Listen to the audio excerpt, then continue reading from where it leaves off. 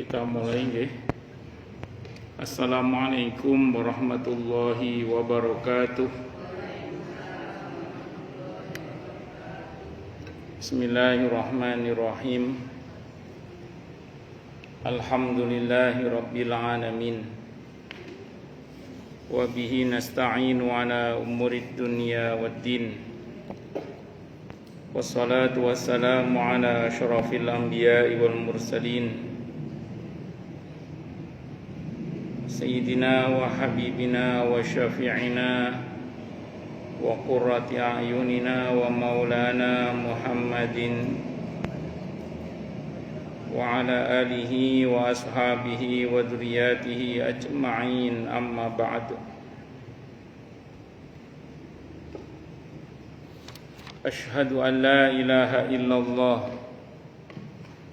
wa ashhadu anna Muhammadar Rasulullah wa ufawwidu amri ilallah. Innallaha basirum bil ibad. Hasbiyallahu la ilaha illa huwa alaihi tawakkaltu wa huwa rabbul arsyil azim. Qala Allahu ta'ala fi kitabihil karim hikayatan an nabiyillahi Musa alaihi salam. Rabbi shrah li sadri wa yassir li amri wahlul 'uqdatam min lisani yafqahu qawli.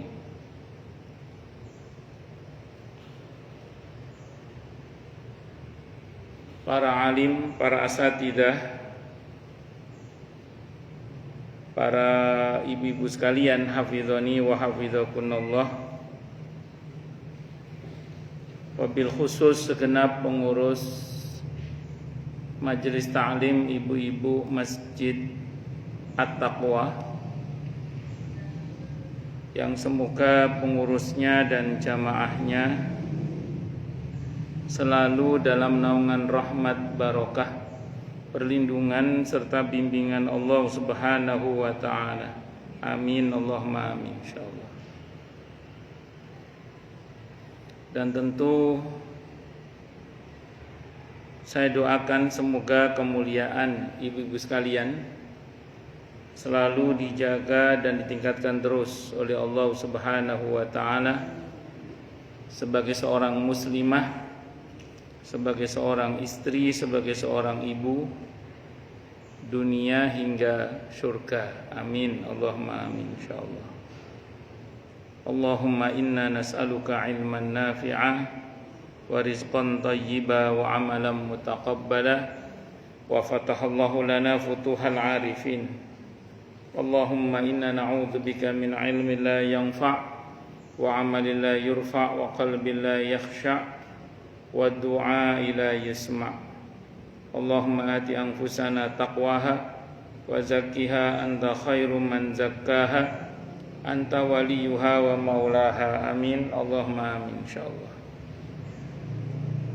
Masih melanjutkan kajian kita tentang kitab Riyadhus Shalihin karya Al-Imam Abu Zakaria Yahya ibn Sharaf ibn Muri ibn Hasan ibn Husain ibn Muhammad ibn Jum'ah ibn Hizam,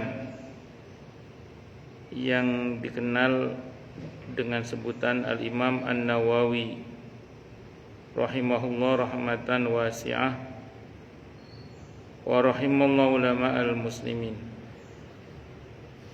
Qala al-muallif rahimahullahu ta'ala wa nafa'ana bihi wa bi'ulumihi fid dharaini amin. Bismillahirrahmanirrahim. Wa'an, hadis yang ketiga, betul nggih? Wa'an Aisyata radhiyallahu anha, dan diceritakan dari Siti Aisyah radhiyallahu anha,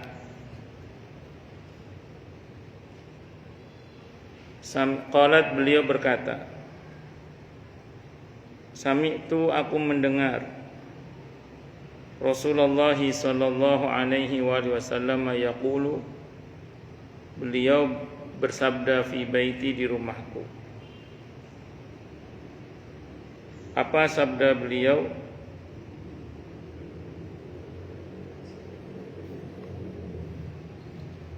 Sabda beliau, Allahumma wahai Allah,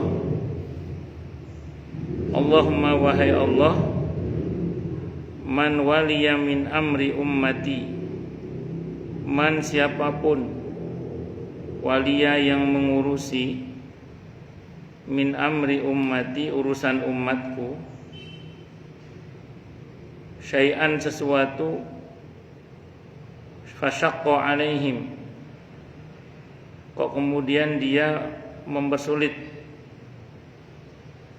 urusan umatku itu, fasquq alaih, maka sulitkanlah atas yang bersangkutan itu.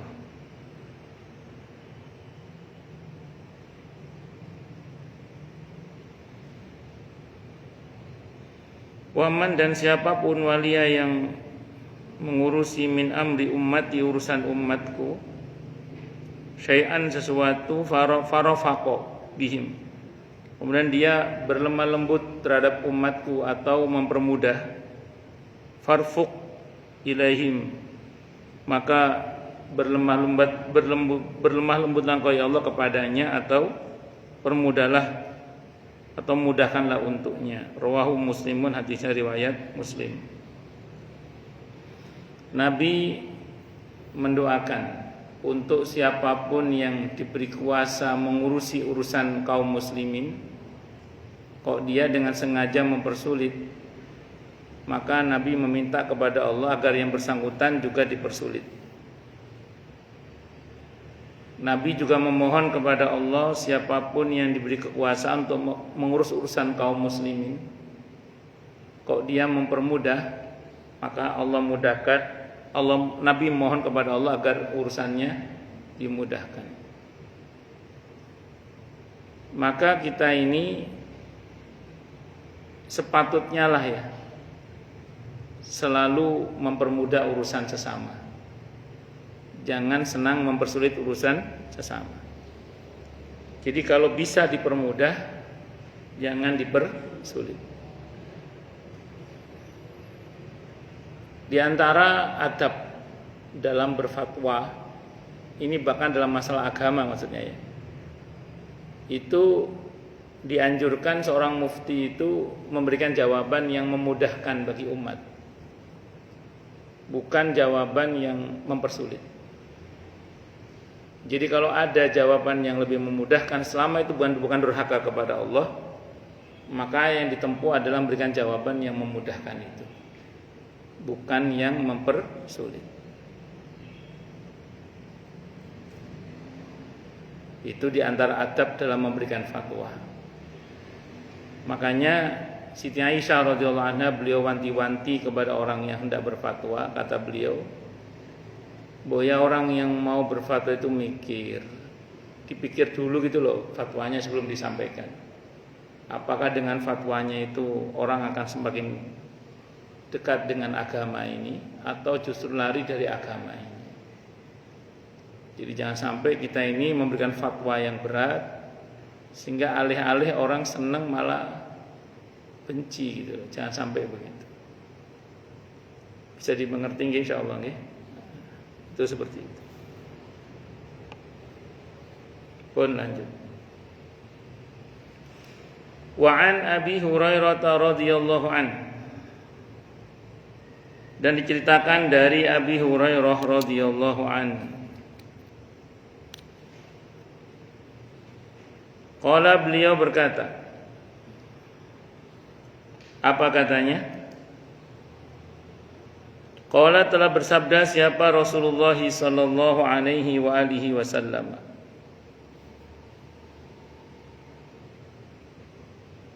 apa kata Nabi? Kanat Banu Israil, adalah siapa Bani Israil,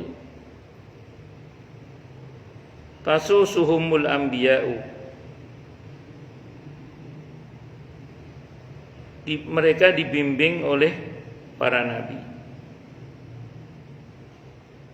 Dari dulu Bani Israel selalu dibimbing oleh para nabi. Karena kebanyakan para nabi dan rasul itu dari Bani Israel. Saking itu wableknya Bani Israel, sampai kebanyakan nabi itu dari Bani Israel.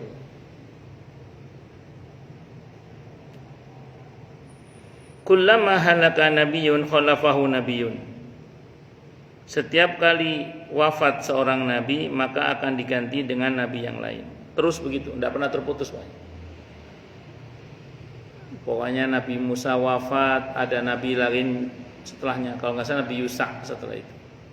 Setelah Nabi Yusa wafat ada lagi terus itu, nggak pernah berhenti pokoknya. Sampai Nabi Isa alaihissalam. Terakhir Nabi Isa alaihissalam. Untuk Bani Israel ya. Wa innahu la nabiyya ba'di, dan sungguhnya tidak ada nabi lagi setelahku, kata Nabi. Kalau nabi aja nggak ada, apalagi rasul. Jadi setelah Nabi tidak ada, setelah Nabi Muhammad sallallahu alaihi wasallam tidak ada nabi lagi. Kalau ada yang ngaku nabi setelah Nabi Muhammad sallallahu alaihi wasallam berarti nabi palsu. Di Bandung kalau nggak salah ada Nabi Asep. Tidak benar.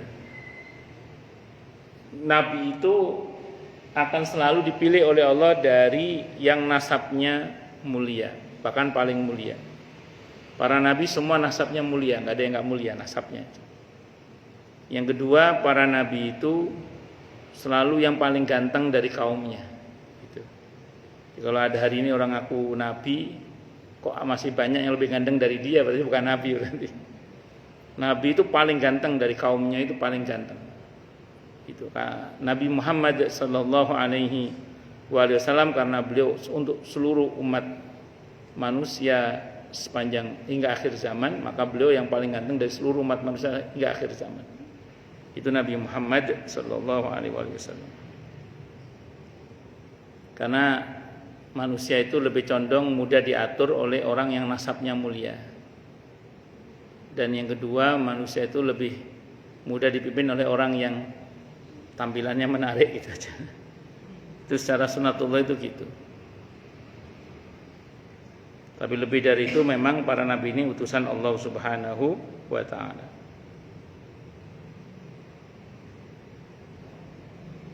Wa sayakunu ba'di khulafa'u fayaksurun, maaf. Dan akan ada sepeninggalku nanti, kata Nabi, para khalifah, bahkan akan sangat banyak. Terbukti sepeninggal Nabi memang banyak khalifah. Khalifah Abu Bakar As-Siddiq radhiyallahu an, Khalifah Umar bin Khattab radhiyallahu an, Khalifah Utsman bin Affan radhiyallahu an, Khalifah Ali bin Abi Thalib radhiyallahu an, itu Sayyidina Hasan, Khalifah Sayyidina Hasan radhiyallahu an, terus Sayyidina Muawiyah radhiyallahu an, terus khalifah. Walaupun sebenarnya sistem kerajaannya di Perdaulah Bani Umayyah, terutama pasca wafatnya Muawiyah bin Abi Sufyan, itu sebenarnya sudah bukan khalifah lagi, tapi sudah raja sebenarnya. Karena sistemnya itu sudah kerajaan sistemnya. Ya, yang khilafah ala minhajin nubuwah itu dari zaman Abu Bakar As-Siddiq radhiyallahu anhu sampai Sayyidina Hasan, sampai dilimpahkan ke Muawiyah, dari Muawiyah ke Zaid bin Muawiyah ke Yazid bin Muawiyah radhiyallahu dari Muawiyah radhiyallahu anhu ke Yazid bin Muawiyah, itu sudah kerajaan sudah itu sebenarnya. Tapi masih disebut khalifah. Harun Ar-Rasyid panggilannya juga masih Khalifah Harun Ar-Rasyid. Karena memang sistem pemerintahannya memang menggunakan sistem pemerintahan Islam. Qalu, mereka bertanya, fama ta'muruna, maka apakah yang kau perintahkan pada kami wahai Rasulullah? Qala, Nabi bersabda, aufu bi bai'atil awwali thumma a'tuhum haqqahum was'alullaha alladzi lakum fa innallaha sa'iluhum amma star'ahum. Muttafaqun alaihi, Bukhari Muslim. Kata Nabi, tepatilah baiat kalian yang pertama ini, kemudian berikanlah kepada mereka apa yang menjadi haknya, dan bermohonlah kepada Allah agar apa yang menjadi hakmu dipenuhi, karena sesungguhnya Allah akan meminta pertanggungjawaban kepada mereka tentang bagaimana cara mereka memimpin umat. Hadisnya riwayat Bukhari dan Muslim. Ini menunjukkan Bu bahwa setiap pemimpin itu nanti akan dimintai pertanggungjawabannya. Keenak-enakan gitu maksudnya itu. Yang menarik adalah penuhi hak-hak mereka, kewajiban kita sebagai warga negara ya kita laksanakan sebaik mungkin. Terus mengenai hak kita, fokus pada memohon kepada Allah ya, agar hak kita dipenuhi oleh Allah Subhanahu wa taala. Nabi mengajarkan tidak usah banyak berharap sama makhluk deh. Berharaplah hanya kepada Allah. Paham namanya? Jadi enggak usah banyak berharap enggak usah berharap sama makhluk malah. Berharaplah hanya kepada Allah saja mengenai hak-hak kita. Tapi bukan berarti kita lantas berdiam diri untuk sebuah kemungkaran yang terjadi. Tetap amar ma'ruf nahi munkar kita lakukan. Minimal ya tentu sesuai dengan kapasitas kemampuan kita ya. Kalau kita punya kekuasaan, cegah dengan kekuasaan kita. Kalau enggak punya kekuasaan, dengan ilmu, dengan lisan, nasihat. Kalau bahkan dengan ilmu kita tidak mampu, dengan nasihat kita tidak berani, minimal dengan hati. Dengan hati, ingkari kemungkaran yang kita lihat itu, terus syukur-syukur doakan. Syukur-syukur apa? Doakan. Pun lanjut. Wa an A'id bin Amr, dan cerita dari A'id bin Amr radhiyallahu anhu annahu, sungguhnya beliau dakhala masuk ala Ubaidillah, atas Ubaidillah ibn Ziyad.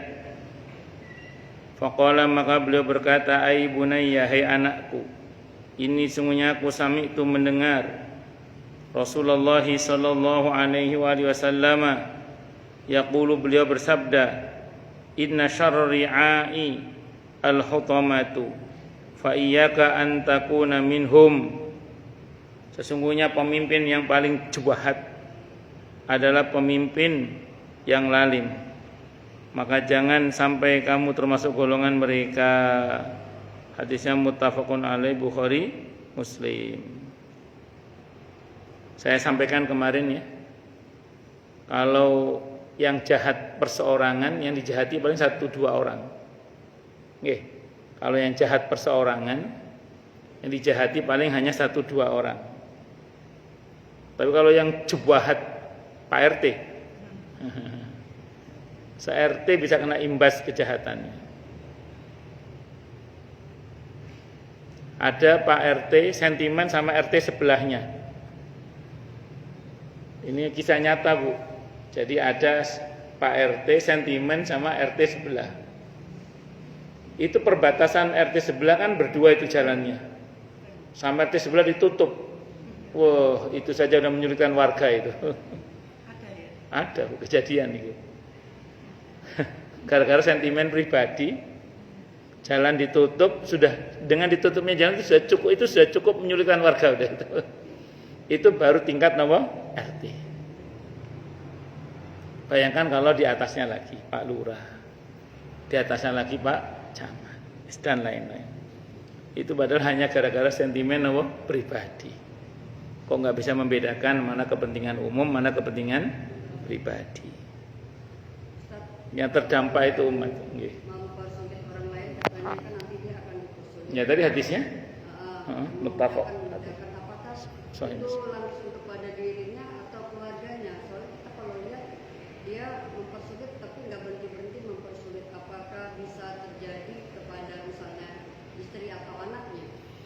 Bagus. Saya bicara rumus dulu Bu ya. Prinsipnya seseorang itu tidak akan menanggung dosa orang lain. Itu dulu ya prinsip dulu ya. Alla taziru waziratun wizra ukhra.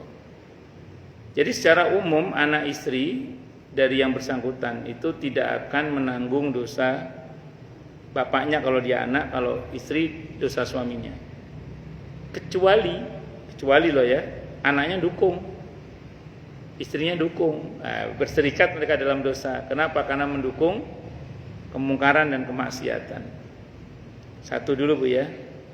Tapi ingat, monggo, perbuatan dosa itu kalau menimbulkan konsekuensi, maka konsekuensinya itu tidak hanya mengenai yang zalim saja. Kanan kiri, depan belakang, atas bawah bisa kena dampaknya. Al-Anfal ayat 25 itu. Surah ke-8 ayat 25 betul. Kata Allah, wattaqu fitnatan la tusibannal ladzina zalamu minkum khassah. Takutlah kalian pada bencana atau azab yang kalau turun itu tidak hanya mengenai yang zalim saja. Kenapa saya sampaikan prinsip dulu Bu ya? Supaya kita ini tidak punya anggapan menanggung dosa orang lain. Jadi karena masing-masing menanggung dosanya sendiri-sendiri. Bahwa ada yang kemudian karena dia mencontohkan dia mendapatkan dosa yang lebih karena memberi contoh, itu bukan berarti dia ditanggung dosanya oleh orang yang mencontohkan. Tetap yang mencontoh itu dapat dosa juga. Makanya saya ulang tadi terkait suami istri tadi atau anak, orang tua dan anak, ketika bapaknya zalim, bapaknya yang berdosa, anak istrinya mendukung, berserikat mereka dalam dosa. Kalau anak istrinya tidak tahu menahu, mereka tidak pernah menanggung dosa orang tuanya.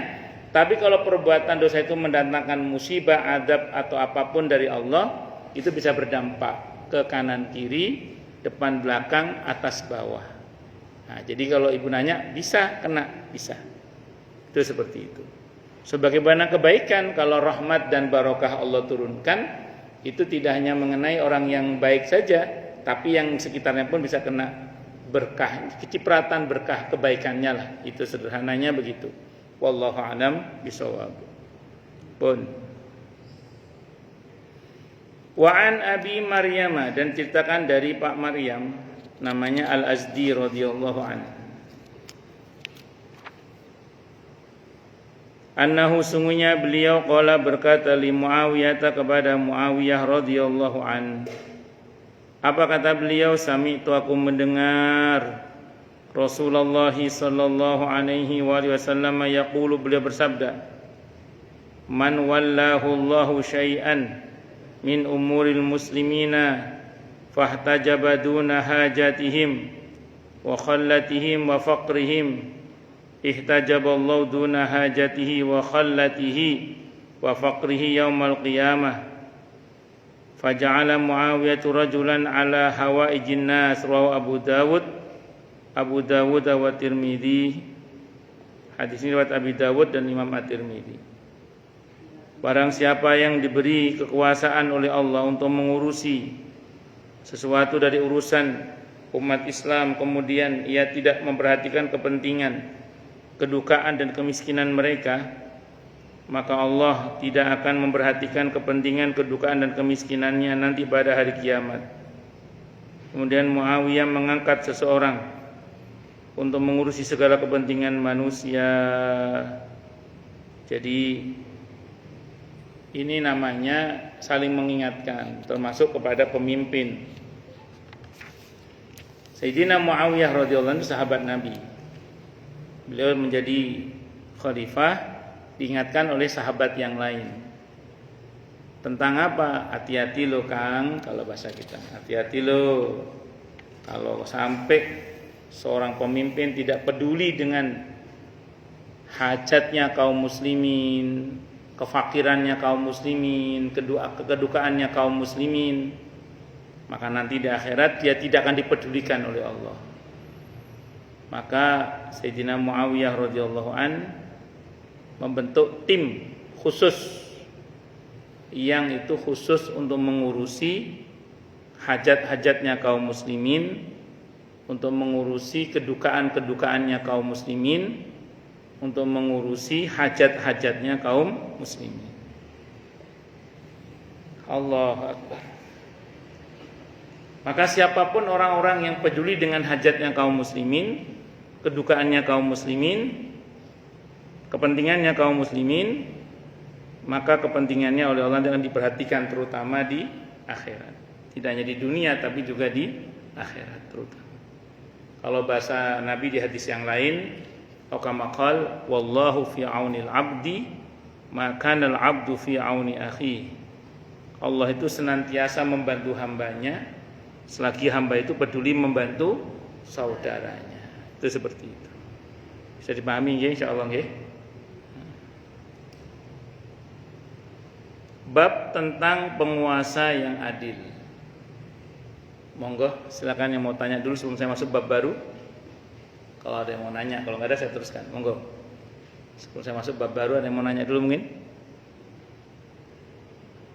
Jelas semua? Atau tidak jelas semua? Jelas semua nggih? Ya sudah jelas semua. Saya teruskan berarti. Bab tentang penguasa yang adil. Sebenarnya nggak hanya penguasa sih, kita pun harus bersikap adil sebenarnya. Adil itu apa sih? Adil itu lawannya zalim. Zalim itu meletakkan sesuatu tidak pada tempatnya, itu zalim namanya. Jadi meletakkan sesuatu tidak pada tempatnya itu namanya apa, Bu? Zalim. Lawannya zalim adil. Berarti adil itu apa? Meletakkan sesuatu pada tempatnya itu namanya adil. Contoh yang kasat mata, misalnya peci, gatuknya itu taruhnya di atasnya. Saya berbuat adil terhadap peci saya. Akan zalim kalau peci ini saya pakai sendal misalnya, saya pakai keset misalnya, zalim berarti. Ini contoh kasat matanya. Dalam pengertian yang keseharian misalnya, mata ini punya hak. Nah kalau ngantuk tidur, karena haknya mata, kalau ngantuk tidur. Itu namanya meletakkan sesuatu pada yang seharusnya. Tapi kalau kemudian kita tidur terus, itu namanya juga zalim. Kenapa? Karena terlalu banyak ngasih hak ke mata, tidak ngasih aktivitas ke tubuh, anggota tubuh yang lain. Paham nggak? Makanya orang yang adil dia akan bisa berkata begini, ketika dia ngantuk, pertanyaannya ngantuk apa ngantuan? Nah itu pertanyaannya. Kan gitu ya, ini ngantuk apa? Ngantuan. Ngantuan itu bahasa Jawa, Bu, saya terjemah ya. Ngantuan itu ngantukan. Takutnya nggak ngerti bahasa Jawa nanti, Bu. Wes, singkat kata singkat cerita, kalau ngantukan berarti kan harus dimujahadai. Karena jangan lupa anggota tubuh yang lain juga punya hak untuk berbuat baik maksudnya. Lo turu tidur terus, berarti juga khawatirnya zalim ke anggota tubuh yang lainnya. Itu seperti itu. Nah ini contoh yang fisik. Lebih dari itu nanti berkaitan dengan kehidupan sehari-hari kita. Misalnya seorang suami harus didudukkan sebagai seorang suami oleh istri.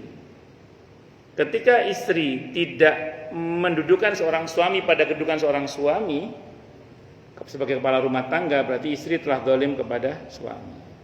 Sebagaimana ketika seorang suami yang harusnya mendudukkan seorang istri sebagai istri, kok tidak didudukkan sebagai seorang istri yang patutnya dilindungi dan diayomi, maka berarti dia telah berbuat zalim kepada istri.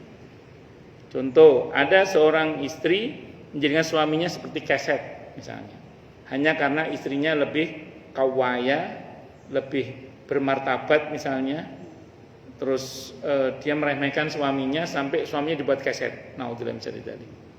Sehingga mungkin saya pernah cerita di sini, ada seorang suami cerai dari istrinya, terus dia nikah lagi dengan wanita lain. Dia cerita di sebuah majalah pernah saya baca. Kata dia apa? Alhamdulillah sekarang saya merasa menjadi suami katanya. Ternyata sebelumnya dia merasa tidak menjadi suami gara-gara oleh istrinya diperlakukan seperti apa tadi? Keset. Ya, karena dia menikah dengan keturunan bangsawan di negeri ini yang cukup punya full power, dan dia rupanya walaupun sebagai suami tapi tidak berfungsi sebagai suami normalnya, sehingga dia menjadi seperti keset itu. Ustaz, dengan keadaan yang lagi banyak PHK kayak gitu, misalnya suaminya di PHK kan karena kerja lagi, sementara istrinya masih kerja, tapi karena apa-apa mahal, akhirnya yang pembantu pun enggak, jadi suaminya yang melakukan pekerjaan rumah tangga, misalnya ngurus anak, nyuci, kayak gitulah kerjaan ibu rumah tangga. Nah itu istrinya jolim enggak? Kan suaminya juga karena PHK, masa istrinya jolim? Justru istrinya bukan yang membantu perekonomian suami. Ampun, saya bilang tadi itu yang saya ceritakan dalam kondisi normal. Kalau dalam kondisi tidak normal nanti beda bab. Kita bicara per kasus nanti kalau itu. Nah, secara dalam kondisi normal tadi yang saya bilang tadi itu rumus itu. Kalau kita bicara per kasus nanti beda bab. Itu pun ini rumus Bu ya. Sebetapapun istri lebih dari suami, tetap istri harus menghormati suami sebagai kepala rumah tangga. Sebetapapun suami lebih dari istri, suami tetap harus menghormati istri dan berterima kasih kepada istri sebagai penjaga gawang di dalam rumah tangganya misalnya. Harus ada saling memang. Tapi saya ulang, yang saya cerita tadi dalam kondisi normal. Normalnya tadi. Dalam kondisi tidak normal, kita bicara per kasus nanti. Dan masalah rumah tangga itu dinamis. Ya bahwa sesekali ibu ada capek-capeknya, kadang ya nyelatu sing lanang ya wis. Allah Maha tahu lah. Bukan karena sengaja tapi karena cawapek misalnya. Pun lanjut nggih. Terus sampai mana tadi? Nah, saya contohkan gini, itu contoh tadi istri ke suami ya. Contoh yang lain misalnya, saya contohnya jadi keset tadi Bu. Kalau soal tadi itu tidak jadi keset, lebih pada job description aja, pembagian tugas. Nah, saya contoh yang lain misalnya, sekarang suami yang ke istri misalnya. Ada nggak seorang suami yang memperlakukan istrinya itu sebagai jongos misalnya? Oh banyak ya. Enggak, tunggu dulu. Ya, oke. Yang saya maksud menjadikan istri sebagai jongos itu gini. Ada model istri itu yang dia memang tidak termasuk dalam kategori ini ya. Ada model istri itu yang memang dia tidak mau punya pembantu.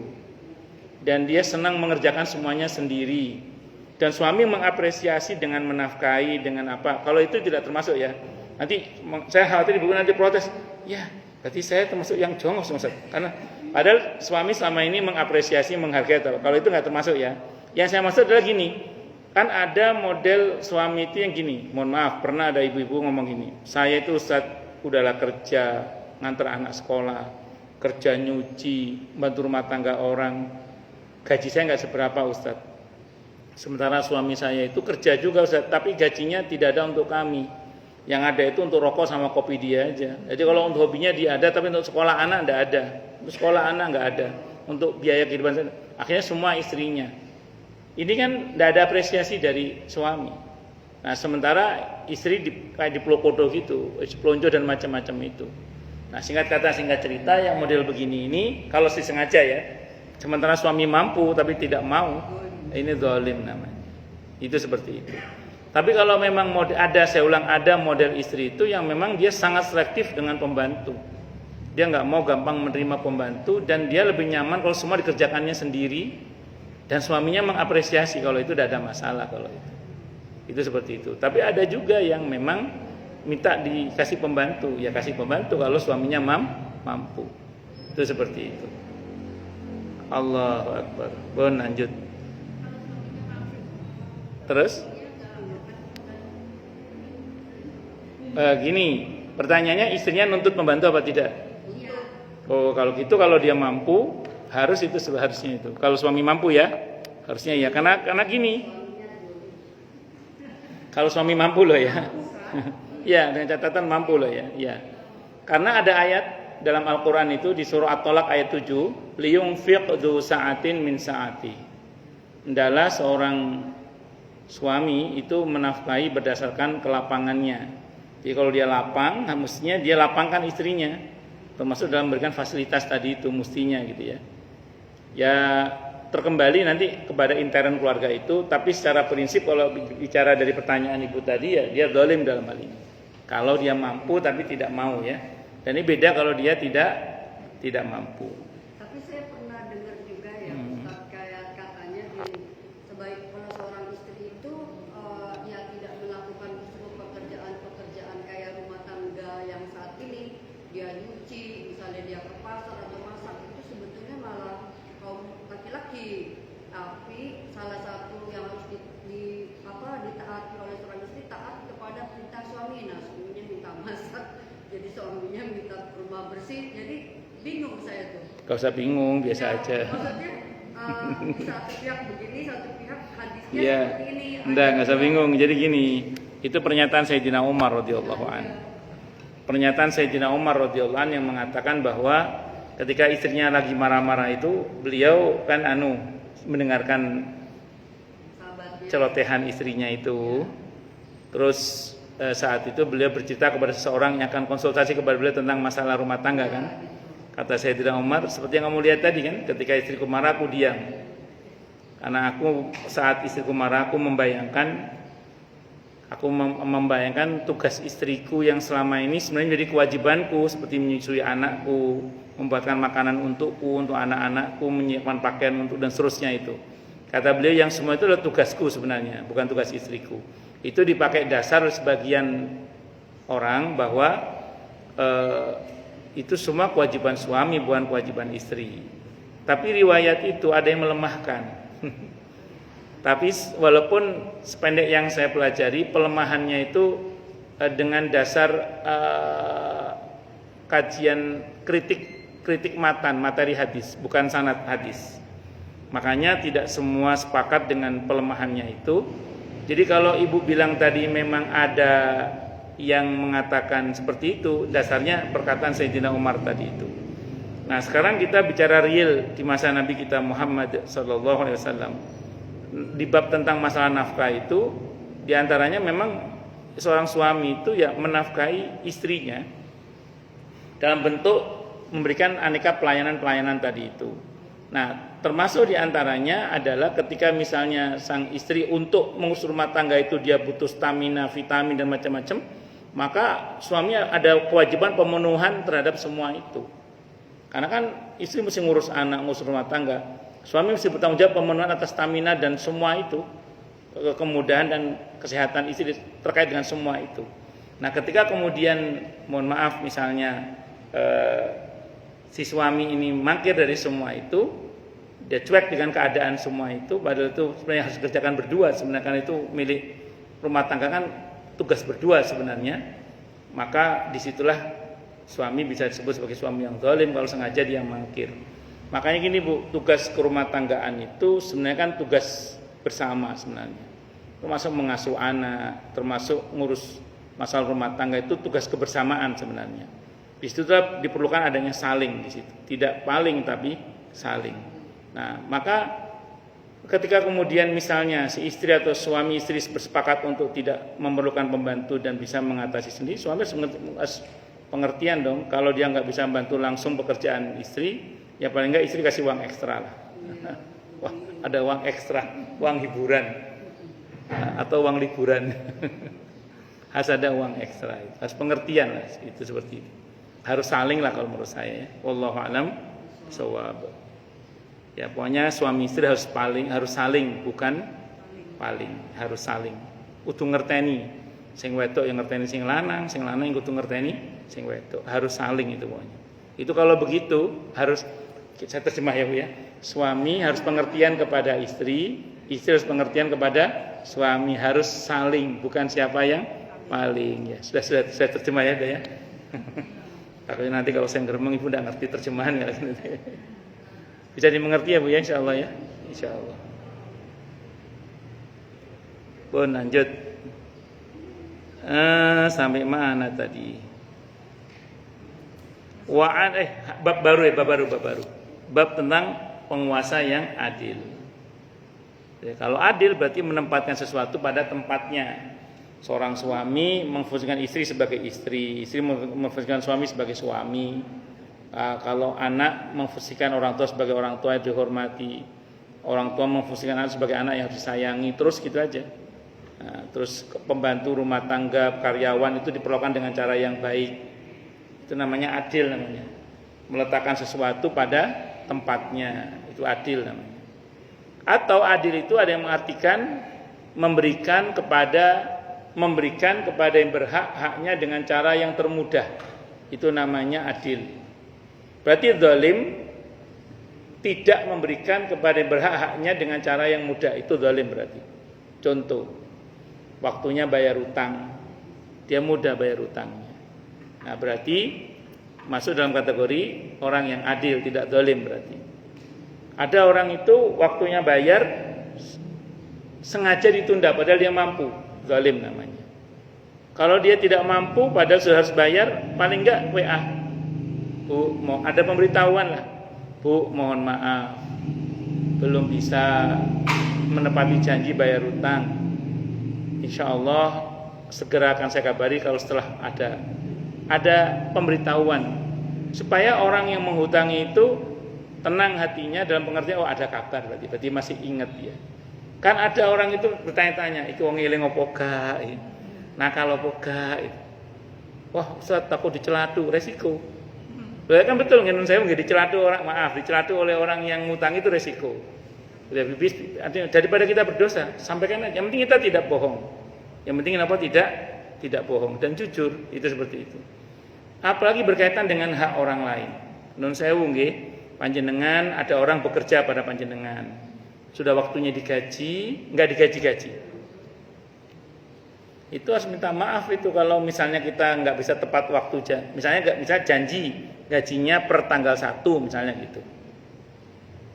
Terus tanggal 1 kita belum bisa gaji.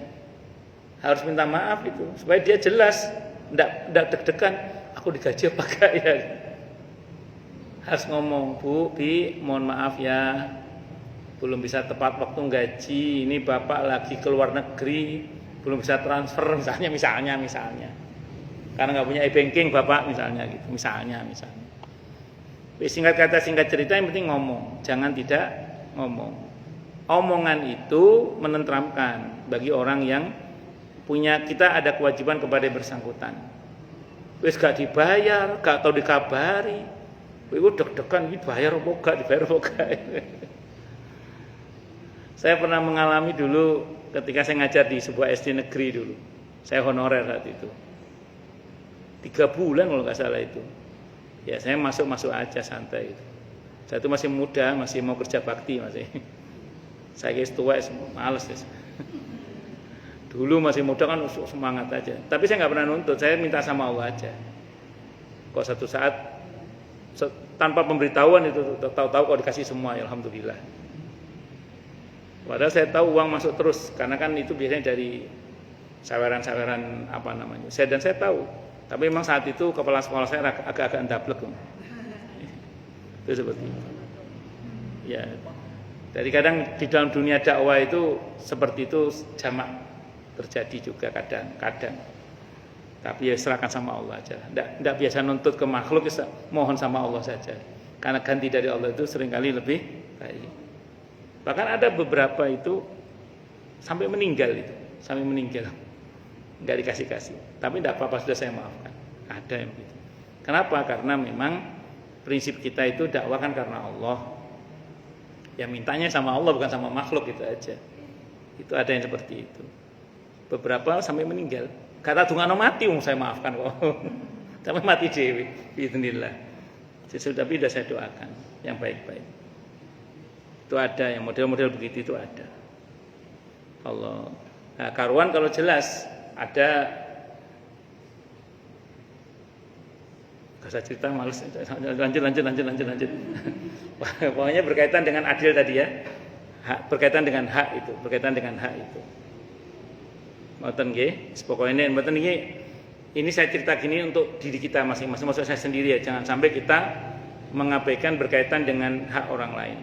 Karena gini ya, nun sewu, mungkin di antara kita entah sengaja atau tidak, ada yang mungkin masih punya keterlibatan muamalah ya, yang mungkin belum selesai.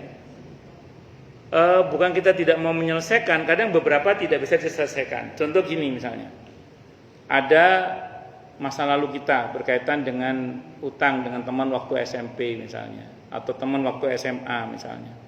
Sementara yang bersangkutan kalau ketemu sih tidak apa-apa, kalau ketemu orangnya kita tahu nomor WA-nya di grup atau apa. Kan fakta ya, di periode kita mungkin karena sudah sangat tuanya kita, beberapa kan mungkin tidak terlacak, betul ya. Saya ngomong gini karena ada kasus gitu ya, saya ngomong nggak terlacak itu, terutama bibi kantin yang sudah ganti makan kerupuk 5 bayar 3 misalnya. Ini gimana? Belum jambu-jambu tetangga yang ini gimana Ustadz yang model-model begini ini bagaimana? Maka saya hanya bisa berkata, ini perkataan Imam Al-Qurtubi dalam kitab At-Tadhkirah ya. Yang pertama tetap tobat minta ampun kepada Allah untuk diri kita sendiri. Artinya itu bukan sesuatu yang kita mau sebenarnya, tapi lebih pada karena kebodohan kita di masa itu. Iya, kejadian kita di masa itu. Satu dulu ya. Yang kedua, mintakan ampun kepada Allah untuk siapapun di antara mereka yang kepada mereka kita ada kewajiban minta maaf. Kepada Allah untuk mereka yang kepada mereka kita ada kewajiban minta maaf. Kalau dalam bahasa Arabnya yang versi Imam Ghazali gini, astaghfirullahalazim, li wali walidayya wali ashabil huquqil wajibati alayya. Ya Allah, ampunlah dosa-dosa hamba, dosa-dosa kedua orang tua hamba, dan dosa-dosa orang-orang yang kepada mereka hamba ada kewajiban minta maaf. Kalau jenengan hafal namanya, syukur, nggak hafal Allah Maha Tahu lah maksud kita. Jadi kita mintakan ampun kepada Allah untuk orang-orang yang kepada mereka kita ada kewajiban minta maaf. Sampaikan gitu sama Allah. Ini kata Imam Al-Qurtubi dalam kitab At-Tadhkirah ya. Dan ini kata Imam Al-Qurtubi tidak ada khilaf di antara para ulama. Insya Allah kita diampuni oleh Allah dengan cara ini. Atau paling enggak diringankan lah beban kita. Yang ketiga apa? Yang ketiga, kalau ada hak yang diambil, sedekah atas nama yang bersangkutan. Karena kan kita nggak mungkin mengembalikan, karena kita nggak tahu orangnya, kita nggak tahu rimbanya. Beberapa kita kan nggak tahu bibi kating kita udah tinggal di mana sekarang, atau anaknya di mana kita nggak tahu. Tetangga kita kadang udah pindah atau udah meninggal. Tadi saya ulang, ada beberapa teman sekolah kita dulu yang sudah nggak jelas di mana rimbanya, kita nggak tahu nomor WA-nya. Saya yakin jenengan kalau ketemu dibayar, saya yakin. Tapi kan nggak mesti ketemu kan masalahnya kan, ngerti? Maka kata Imam Al-Qurtubi sedekah atas nama mereka. Jadi kalau saya sering ngajarkan gini, ini saran saya ya. Dari sekarang aja niat dalam hati, ya Allah, ke depan setiap sedekah hamba sebagiannya semoga pahalanya untuk orang-orang yang kepada mereka hamba punya kewajiban mengembalikan hak itu. Jadi jenengan nggak mesti setiap hari sedekah atas nama, nggak harus. Ini saran saya. Anda boleh sepakat boleh tidak. Dari sekarang lah dalam hati niatkan dalam hati dari sekarang pokoknya, ya Allah, setiap sedekah hamba, dibalik setiap sedekah hamba semoga pahalanya sebagiannya untuk orang-orang yang kepada mereka hamba ada kewajiban mengembalikan hak. Nah, itu kata Imam Al-Qurtubi dalam kitab At-Tadhkirah, tidak ada khilaf di antara para ulama. Insyaallah kita diampuni oleh Allah. Pertama apa tadi Bu? Tobat minta ampun kepada Allah. Yang kedua mintakan ampun untuk yang bersangkutan kepada Allah. Caranya tadi apa? Ya Allah, ampunilah dosa-dosa hamba dan dosa-dosa kedua orang tua hamba dan orang-orang yang kepada mereka hamba punya kewajiban minta maaf. Gitu ya. Kemudian yang ketiga, sedekah atas nama mereka. Kalau ini untuk memudahkannya, ibu niatnya dalam hati, niat dari sekarang aja. Kan ibu ada kemungkinan lupa tuh ke depannya kan? Kan ibu enggak selalu ingat kan? Ya, makanya supaya ibu dinilai seterusnya itu sedekahnya ada bagian untuk orang-orang yang kepada mereka ibu ada kewajiban mengembalikan hak, diniatkan dari sekarang aja pokoknya. Pun ya Allah, pokoknya setiap sedekah yang hamba lakukan semoga sebagian pahalanya untuk orang-orang yang kepada mereka hamba ada kewajiban mengembalikan hak. Niat kita di dalam hati, ya Allah, pokoknya setiap sedekah hamba ke depannya ini, pokoknya setiap sedekah hamba ya Allah, mudah-mudahan sebagian pahalanya adalah untuk orang-orang yang kepada mereka hamba punya kewajiban mengembalikan hak. Insya Allah tapi kalau ketemu tetap dibayar ya. Kalau ketemu tetap dibayar. Allah, nggih monggo. Itu begini ya. Begini. Ini rumus dulu ya. Sependek yang saya pelajari dalam Al-Qur'an itu tidak ada perintah meminta maaf. Yang ada adalah perintah memaafkan. Ibu tahu nggak apa faedah dari keadaan itu? Allah tidak perintahkan kita meminta maaf. Iya, Allah tidak perintahkan kita minta maaf, tapi Allah perintahkan kita untuk memaafkan. Ibu tahu paham maksudnya apa? Agar orang tidak seenaknya berbuat zalim terus minta maaf. Bisa dipahami? Jadi perihal gampang nanti minta maaf. Soal dia tidak makan urusan dia dengan Allah. Nah, nggak bisa gitu. Ini mengingat memang kalau berkaitan dengan hakul adami, memang kondisinya agak sulit, tidak mudah memang. Kalau Allah mudah, karena Allah itu apian, zatnya apian. Tapi kalau makhluk kan tidak. Maka pertanyaan gini Bu Dafri, ketika ibu misalnya atau kita ya minta maaf, pertanyaannya, kita kira-kira kedzaliman yang kita lakukan itu apa? Sengaja atau tidak? Kadarnya bagaimana? Terus dengan kita minta maaf itu saja, kira-kira dalam ukuran kita itu memang patut dimaafkan atau tidak untuk ukuran dia misalnya. Kalau kita sudah berusaha semaksimal mungkin untuk meminta maaf, tapi dia masih tidak memaafkan, itu betul urusan dia dengan Allah. Tapi kalau kita belum maksimal nggak bisa. Contoh kasus, ini contoh kasus. Ada orang sebut saja misalnya berkaitan dengan hutang piutang misalnya gitu ya. Terus kemudian dengan seenaknya dia minta maaf. Oh nggak bisa, bayar dulu uangnya. Jadi pantas kalau dia tidak maafkan, kita belum bayar uangnya. Kalau kita bayar utangnya, baru kita minta maaf. Kalau dia tidak memaafkan, itu urusan dia dengan Allah sudah. Nah sama dengan ketika kita sudah betul-betul menyampaikan, Mbak maaf ya, aku kemarin mungkin banyak berbuat dosa sama sampean. Apa yang bisa saya lakukan supaya sampean tidak lagi kecewa dengan saya. Selama itu tidak melanggar saya akan saya lakukan misalnya. Kita sudah berusaha baiklah sama dia. Tapi kok masih dia tolak terus, itu urusan dia dengan Allah. Apa ada yang begitu Ustaz? Ada. Saya punya jamaah itu, dia awalnya teman dekat. Suatu saat saking dekatnya, si temannya kan butuh duit ya. Kata temennya itu gini, "Dah ini kartu kredit saya pakai aja deh. Pakai aja kartu kredit saya, nanti kamu bayar sama saya nanti." Saking percayanya sama teman dekatnya itu. Suatu saat belakangan ketahuan suaminya naksir sama jamaah saya ini. Bukan selingkuh ya, tapi suaminya naksir sama jamaah saya ini. Ketahuan sama siapa? Istrinya. Marah istrinya. Harusnya kan marahnya sama suaminya ya. Ini malah marahnya sama jamaah saya. Akhirnya jamaah saya ini, pokoknya saya tidak akan maafkan kamu. Saya akan tuntut kamu nanti di akhirat. Ya itu terserah kan di luar kehendak jamaah saya. Kan jamaah saya itu berusaha untuk bayar utangnya, ditolak. Enggak, saya enggak mau bayar utang sama kamu. Jadi dibayar utang itu ditolak utangnya itu. Kenapa? Saya akan tuntut kamu nanti di akhirat pokoknya. Loh, sampai nanya ke saya jamaah saya, gimana saya cara bayar utangnya? Udah saya bayar ditolak terus.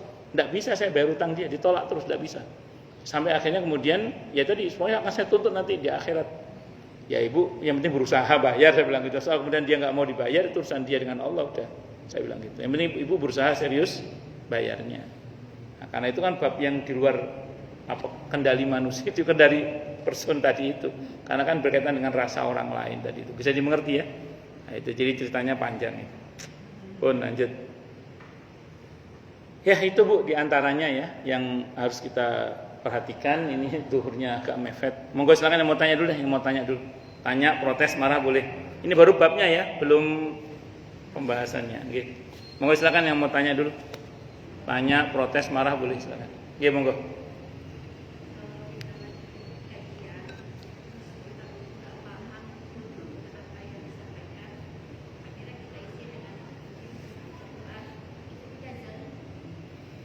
Ceritanya ibu ikut kajian, terus ibu tidak paham isinya, terus ibu isi dengan baca Al-Quran. Pertanyaannya ibu di mana bacanya? Di mana? Kayak depan gini, ibu. Kalau ibu di depan ustadznya begitu kayaknya zalim kalau itu. Ya karena pasti itu mengganggu konsentrasi ustadznya itu.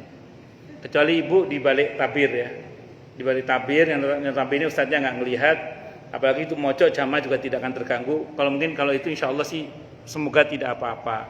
Walaupun kalau saran saya, walaupun ibu tidak paham, dengerin aja. Sambil ibu bermohon pada Allah semoga dibuat paham gitu. Ya karena sebenarnya paham atau tidak pahamnya itu kembali pada apakah Allah akan berikan pemahaman kepada kita atau tidak sebenarnya ya. Saya kira itu. Wallahu a'lam bishawab. Monggo yang lain silakan. Nggih, monggo Bu Guru.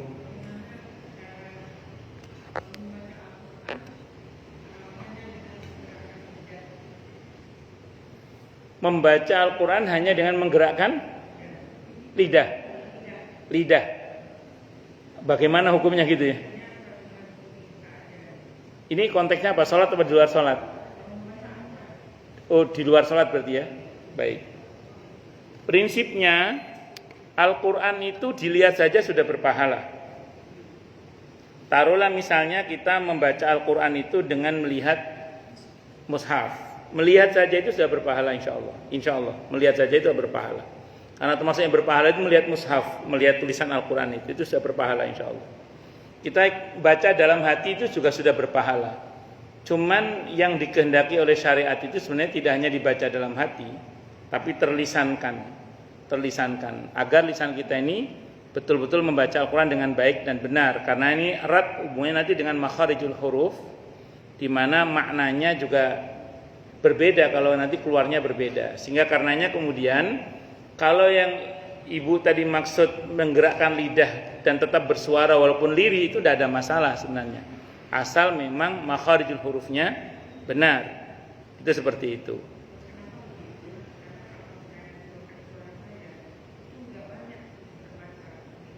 Itulah kenapa saya bilang tidak apa-apa walaupun lirih tidak ada masalah.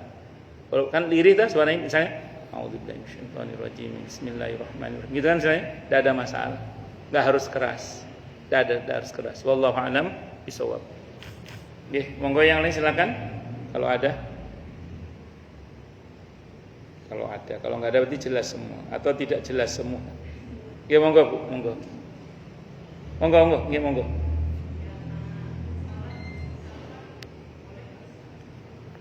Baik. Jadi ceritanya ibu masih di dalam kota, berangkat menjamak sholat, jadi jamak takdim ya, betul ya? Boleh apa tidak gitu ya? Baik. Sependek yang saya pelajari, kalau di dalam madhab Syafi'i ya, tak boleh menjamak maupun mengqashar sholat di dalam kota. Khusus untuk menjamak boleh kalau ada udzur.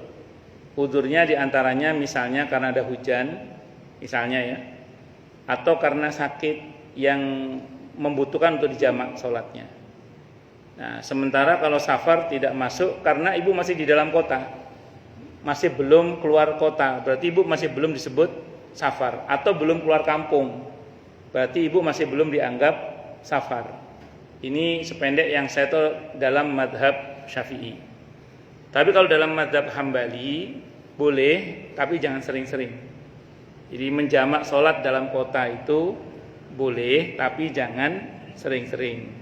Nah, didasarkan kepada sebuah hadis dari Siti Aisyah radhiyallahu anha, pernah satu saat Nabi itu di dalam kota, tidak sakit, tidak safar, tidak sedang hujan. Beliau menjamak zuhur dan asar, maghrib dan isya sekaligus dijamak oleh beliau dalam satu hari itu, dan para sahabat berkomentar ini untuk kemudahan bagi umatnya. Imam Ahmad berkata boleh menjamak sholat, bukan mengqashar ya, menjamak sholat dalam kota, tapi jangan sering-sering. Itu yang saya tahu. Wallahu a'lam. Itu ibu safarnya sering apa tidak? Ya ibu kan nggak sering-sering tuh, nggak sering-sering nggak. Ibu kalau nanya ke saya ya, saya termasuk yang melakukan itu aja dah. Saya termasuk yang melakukan. Kenapa? Saya memandang nanti kalau di perjalanan, apalagi kalau bawa anak, bawa keluarga itu agak ribet, betul ya? Nah, untuk memudahkannya saya kerjakan di dalam kota. Saya termasuk yang berpendapat boleh. Saya bermadzhab Syafi'i, tapi dalam hal ini saya pakai madzhab Hambali dalam hal ini. Bukan untuk meremehkan, tapi untuk kemudahan. Karena ada kaidahnya al-masyaqqatu tajlibut taisir ya. Wallahu a'lam bishawab. Saya kira itu Bu ya. Dan sebenarnya dalam madzhab Syafi'i ada juga sih pendapat tapi lemah. Tapi kalau dalam madzhab Hambali yang saya tahu itu diperbolehkan tapi jangan sering-sering. Apalagi? Nggih. Di dalam rumah tidak ada masalah. Di dalam rumah nggak ada masalah, tapi jangan sering-sering. Nggak sering-sering tuh? Nggih, nggak sering-sering. Nggih. Cukup dulu? Nggih. Kenapa? Gini, Kalau kesiangannya kelewat waktu, ada dalam Jawahirul Bukhari, Nabi tetap qobliyah subuh, salat subuh. Kalau kesiangannya sampai keluar waktu. Tapi kalau ibu bangun mepet, waktu subuh sudah tinggal 5 menit. Kalau ibu pakai qobliyah subuh, takutnya nanti hilang waktu subuhnya. Maka yang betul salat subuh dulu. Jangan sampai ibu kehilangan waktu salat subuh. Adapun setelah nanti ibu salat subuh, ibu kerjakan mengqadha qobliyah subuh boleh, tidak ada masalah. Wallahu a'lam bishawab. Ini Pak, kalau kita berkeluar kota ya, pesawatnya pas jam 10. Kita sampainya ini udah siang. Itu gimana subuhnya? Ibu sampainya? Sampai sana udah siang. Nggak, ibu naik pesawatnya? Pas jam subuh udah langsung naik. Oh, terus salat subuhnya di mana gitu? Di pesawat salat subuhnya. Pesawat. Di pesawat. Nanti sampai di tempat ibu ulangi lagi aja untuk ketenangannya. Ibu tayamum, kalau masih punya wudhu dari darat tadi, ibu kerjakan sholat subuh di atas pesawat itu. Nanti sampai di lokasi namanya i'adah. 4 madhab mengatakan bahwa sholat di atas kendaraan itu wajib diulang. Kecuali ibu bisa mengerjakan sempurna seperti di atas kapal laut, bisa menghadap ke arah kiblat, berdiri dan seterusnya, itu baru ibu boleh tidak mengulang. Itu pun masih beda pendapat. Kalau di pesawat yang notabene ibu duduk dan seterusnya dan tidak bisa menghadap ke arah kiblat sebagaimana mestinya, berarti 4 madhab yang saya tahu wajib mengulang. Sebenarnya gini Bu, sebenarnya rukhsah yang diambil sholat di pesawat itu sudah sah sebenarnya. Kenapa para ulama kok memerintahkan untuk diulang? Itu sebenarnya lebih kepada untuk ketentraman hati sebenarnya. Daripada kita ragu-ragu, mending diulang. Dan i'adah, mengulang sholat itu terjadi di masa Nabi dan para sahabat. Seperti saya pernah cerita mungkin di sini, ada 2 orang sahabat yang tayamum. Ketika tayamum, selesai tayamum, mendapatkan air. Begitu mendapatkan air, yang satu mengulang sholat, yang satu tidak. Kepada yang mengulang, Nabi mengatakan kamu dapat 2 pahala. Yang tidak mengulang, Nabi mengatakan ashabta sunnah, kamu sudah sesuai dengan sunnah. Nabi tidak melarang bagi yang melakukan i'adah. Nah, sependek yang saya tahu, ibu tetap sholat subuh di atas pesawat itu. Nanti sampai di lokasi, ibu i'adah mengulang sholat subuhnya. Itu yang saya tahu pendapat 4 madhab begitu. Wallahu a'lam bishawab. Nanti waktu pulangnya Kapan saja. Niat sholat subuh biasa aja. biasa aja. Iya. Pakai kodok. Enggak harus gitu. Enggak harus niat, enggak harus bilang i'adah. Sholat subuh biasa aja.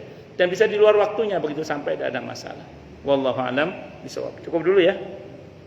Kita tutup dengan hamdalah. Alhamdulillahirabbil alamin. Semoga kajian kita bisa bermanfaat, mubarakah di dini wa dunya wal akhirah untuk kita, keluarga kita dan seluruh umat Islam semuanya, dan mudah-mudahan kita semua dijadikan oleh Allah sebagai orang-orang yang sukses dunia akhirat, selamat dunia akhirat, bahagia dunia akhirat, dan dipermudah setiap urusan kita oleh Allah di dini wa dunya wal akhirah. Semoga Allah limpahkan hidayah selalu untuk kita, semoga Allah tingkatkan selalu hidayah untuk kita, dan semoga Allah berikan hidayah untuk siapapun yang melihat kita. Subhanakallahumma bihamdika asyhadu an la ilaha illa anta astaghfiruka wa atubu ilaik. Sallallahu alaihi Muhammad wa ala alihi wa sahbihi wasallam. Saya mohon maaf. Wassalamualaikum warahmatullahi wabarakatuh.